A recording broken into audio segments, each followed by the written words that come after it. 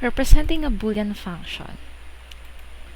Now, when we talk about Boolean functions, there are two problems in Boolean algebra that usually comes out. The first one is, given the values of a Boolean function, how can a Boolean function or Boolean expression that represents this function be found? And the second one is there a smaller set of operators that can be used to represent all Boolean functions? Well, the answer to these questions are very simple. Given any Boolean function, it can be represented by a Boolean sum of Boolean products of the variables and their complements. And for the second one, yes, there is an operator that can be used to represent all Boolean functions using only one operator, and that's the Boolean product. Now, for the first one, if you want to represent a Boolean function using or trying to find a Boolean function using just Boolean expression, we can do that by finding out where are the Boolean function equal to 1, or what combination of x, y, z, these are our Boolean variables, where the function becomes 1. So in this example, we would try to find the Boolean expressions that represents the function. These expressions are the Boolean products. It means we have to multiply the products, and then we would add the sum of these products to generate the function. Now for the table, we have two functions, the function of f and function of g. Now we want to find the Boolean expression that represents the function, and we do that by identifying at which combination of x, y, z is the function equal to 1. So for the function f, it becomes 1 only in this combination of x, y, z, when x is 1, y is 0, and z is 1. Now remember, for a Boolean product, okay, we have a Boolean product, it would only be equal to 1 if all our variables are equal to 1. For example, we have a Boolean product of x, y, and z. X, y, and z would only be equal to 1 if x is equal to 1, y is equal to 1, and z is equal to 1, right? Because multiplying 1 with 0 would automatically give us 0.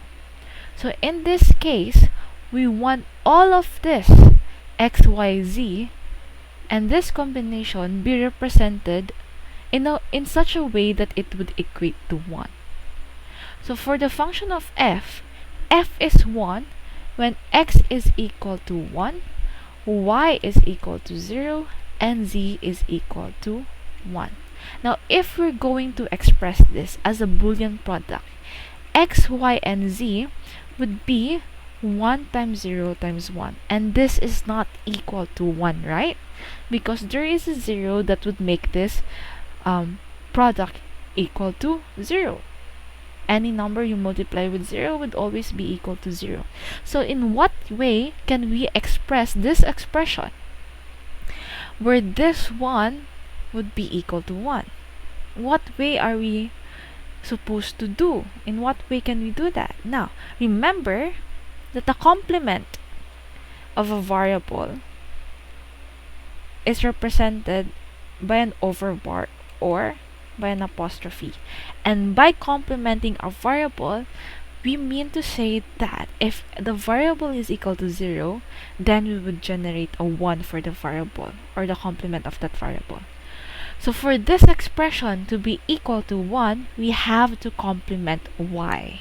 Okay, and we could do that by simply writing an overvar over y, or we could just use an apostrophe to represent that we want to complement y so that the function would be equal to 1 when y is 0 and x and z is equal to y. Okay, so this expression would be true, right? The function would be equal to 1 if we use this expression here, because when y is 0, this y complement will make this into 1, and it means that the function will be equal to 1. Okay, for checking checking for this f. If our Boolean function for f, okay, if f x, y, and z is equal to x, y prime z, or x, y complement z, then if we're going to input this, f must be 0. Okay? F must be 0. So if x is equal to 1, y is equal to 1, and z is equal to 1, this function would be 1 times, what is the complement of y? If y is equal to 1, then that's 0. So that's 1 times 0 times 1, which would give you 0. And that's correct for this. Okay? So now, let's try again. If this is our case, we have x and y equal to 0. Okay? So if x is equal to y is equal to 0 and z is equal to 1, therefore our function should still be equal to 0. And given this function here, that would give us x, y prime z equal to 0 times 0. 0 times 1 times 0. 1 because y is complemented, right? So this would still give us 0, which is true for the table. So we have found that the function of f(x,y,z) is equal to the Boolean expression x, y prime z. Okay? That's for y. Okay, I have to rewrite that. Let me rewrite that, please. Okay, so that's x, y, z. Y complement z. Now, we want to find the expression or the Boolean function for g. Again, first we have to identify at what combination of x, y, z is g equal to 1. Here we have two ones. So it means to say we have to have two expressions for this function. An expression for this and an expression for this. Now, again, we have to make sure that all of this would be equal to 1. So if x, y, and z, and the values of x, y, and z for that function where the function became 1 is 1, 1, 0, again, and the expression that we want to have is the product of x, y, z. And for us to make sure that this expression would be equal to 1, we need all the variables be equal to 1. And since z is equal to 0, we have to complement z to make sure that we would have a 1 for our function. Okay, so this is the expression that would represent this case here where the g is equal to 1. The other case where g is equal to 1 is when x is equal to 0, y is equal to 1, and z is equal to 0. Again, we want to express this in a Boolean product, a product of x, y, and z. And again, when we're dealing with Boolean products, the only way for a Boolean product to be equal to 1 is when all the variables are equal to 1. So in this case, we have to complement x and z. So that would look like x complement, or x prime times y times z complement, or z prime, and this would equal to 1. Now, when we go back to the previous slide, the answer for the first problem is that the function can be represented by a Boolean sum of products. Since we have two expressions where this became 1, where g became 1, therefore we have to add the expressions as a Boolean sum of the Boolean products. So that would give us g x, y, z is equal to x, y, z prime, or z bar, or z complement, plus x complement of x times y times z complement, or complement of z. And this is the function that would represent g given the table of values that we have on the left side. Okay, now after talking about how we could represent the function, I want to talk about literals and minterms because these are the things that we have been dealing with in the previous slide. Okay, a literal is basically a Boolean variable or its complement. Okay, x is a literal and its complement x prime or x bar is also a literal. Okay, y is a literal, and it's the same.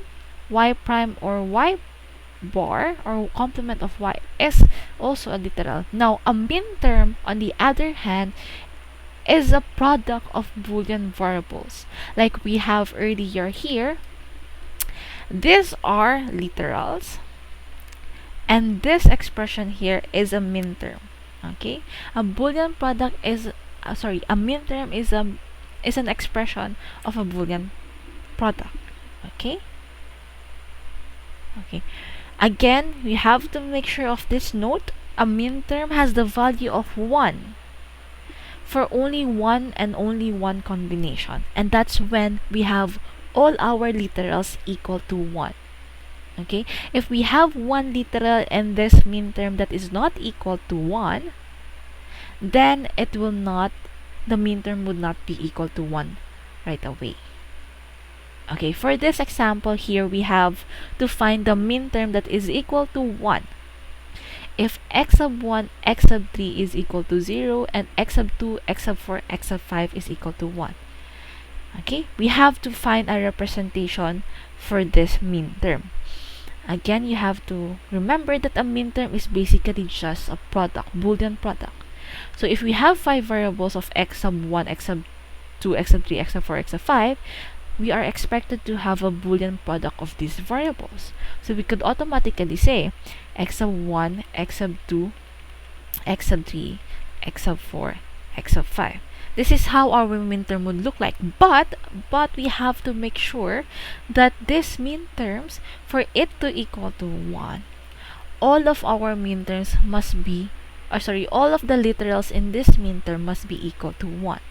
Okay, and based on our conditions, x sub 1 is equal to 0 and also x sub 3. So we have two literals in this min term that is equal to 0. And again, a min term would only be equal to 1 for only and only one combination. And that is when all the literals of our min terms are equal to 1. Okay, so we have to find a way where we could make these zeros into 1. And the way for us to do that is when we complement x sub 1 and x sub 3, right?